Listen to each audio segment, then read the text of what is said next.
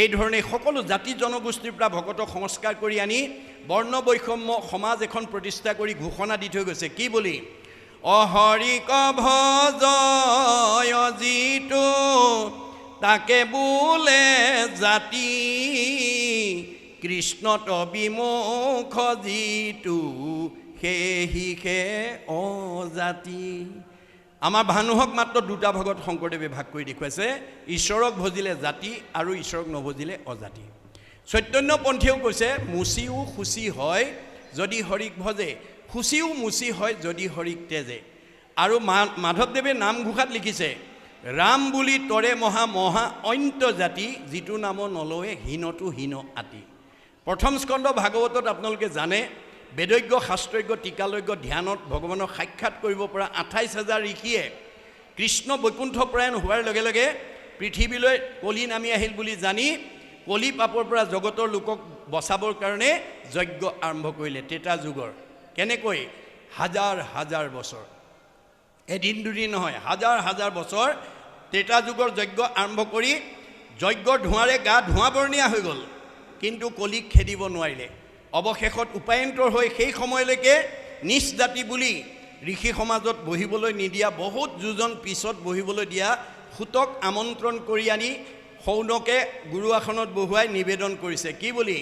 সৌনক বদতি শুনা সুত মহামানী পৰম পাতকী কলি পাইলে হেন জানি আৰম্ভিলো যজ্ঞ আশী সহস্ৰ বছৰ হোম ধূৰ্মে ধূৰ্ম বৰ্ণ ভৈলে কলেবৰ যে আমি হাজাৰ হাজাৰ বছৰ কলি পাপৰ পৰা নিজক উদ্ধাৰ কৰিবৰ কাৰণে যজ্ঞ কৰি যজ্ঞৰ ধোঁৱাৰে ধোঁৱা বৰণীয়া হ'ল কিন্তু আমি ফল নাপালোঁ আয়ুষে নষ্ট হ'ল গতিকে ২৮,০০০ বেদজ্ঞ ঋষিয়ে যদি কলিত যজ্ঞ কৰি বিফল হৈছে আমি জানো সফল হ'ব পাৰিম এই কথা আমি উপলব্ধি কৰিব লাগিব তাৰপিছত ক'লে সম্প্ৰতি তুমি সি চিন্তি উপমহাহিত কৰাইক পান কৃষ্ণ চৰিত্ৰ অমৃত কিয় এতিয়া তুমি কলি যুগত এতিয়া যজ্ঞ পূজাৰ কাম নাই যুগ অনুপাতে সত্য যুগত ধ্যান ত্ৰেতা যুগত যজ্ঞ দাপৰ যুগত পূজা কলিত কেৱল ভগৱন্তৰ নাম থৈ গৈছে কৃষ্ণ বৈকুণ্ঠপ্ৰায়ণ হোৱাৰ লগে লগে বাকী ধৰ্মবিলাক লগত গুচি গৈছে বুলি ভাগৱতে কৈছে আন ধৰ্ম কৃষ্ণৰ লগতে গুচি গৈলা একস্থান হুয়া হৰি নাম মাত্ৰ ৰৈলা এতেকেহে নামতো সমস্ত পুণ্য পায় জানিয়া যতনে ফুৰা হৰি গুণ গায় নামে তপ নামে জপ নামে যুগ ধ্যান নামে দন নামে পুণ্য কোটি তীৰ্থ স্নান নামে ধন জনবন্ধু নামে পিতা মাতা নামে নিজ সুহৃদ নামে সে গতি দাতা ইহ পৰলোকে নাম বিনে গতি নাই চাৰিও বেদৰ ইহে মুখ্য অভিপ্ৰায় কলি যুগৰ মানুহ তৰিবৰ কাৰণে চাৰিখন বেদে কেৱল ভগৱানৰ নাম আছে বুলি কৈছে আৰু স্বয়ং সৃষ্টিকৰ্তা ব্ৰহ্মাই চাৰিখন বেদ আনি তিনিবাৰ প্ৰমাণ কৰিছে চাৰিও বেদক ব্ৰহ্মাই আনি বিচাৰিলা ৩-১২ প্ৰমাণী এহি মানে মাত্ৰ কৰিলা সাৰ হৰি কীৰ্তনেহে তৰে সংসাৰ গতিকে এতিয়া কলি যুগৰ মানুহে ঈশ্বৰৰ নাম নলৈ অন্য কৰিব পাৰিব কিন্তু ফল নাপাব মাধৱদেৱে ঘোষাত লিখিছে কলিত হৰিৰ কীৰ্তন এৰিয়া অন্যত্ৰ ধৰ্ম আচৰে মিছাতে কেৱলে শ্ৰম মাত্ৰ পাৱে একোৱে ফল নধৰে এতিয়া ২৮,০০০ ঋষিয়ে বিফল হৈ পেলাই সেই আহ্বান জনোৱাৰ লগে লগে সুতে কি মন্তব্য দিছে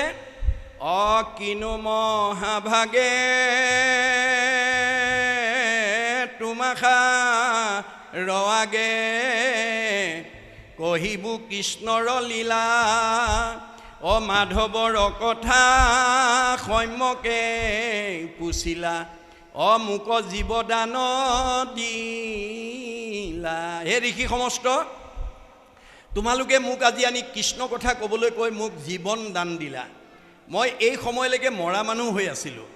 কিন্তু কৃষ্ণ কথা কোৱাৰ লগে লগে মই জীয়া মানুহ হৈ গ'লোঁ কিয়নো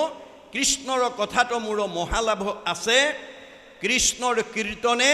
জাতি অজাতি নাবাছে দুটা বস্তু দেই জাতি আৰু অজাতি মানুহক দুটা ভাগত বিভক্ত কৰি থৈ গৈছে এই তথ্যবিলাক যাতে আমি ভাগৱতৰ পৰা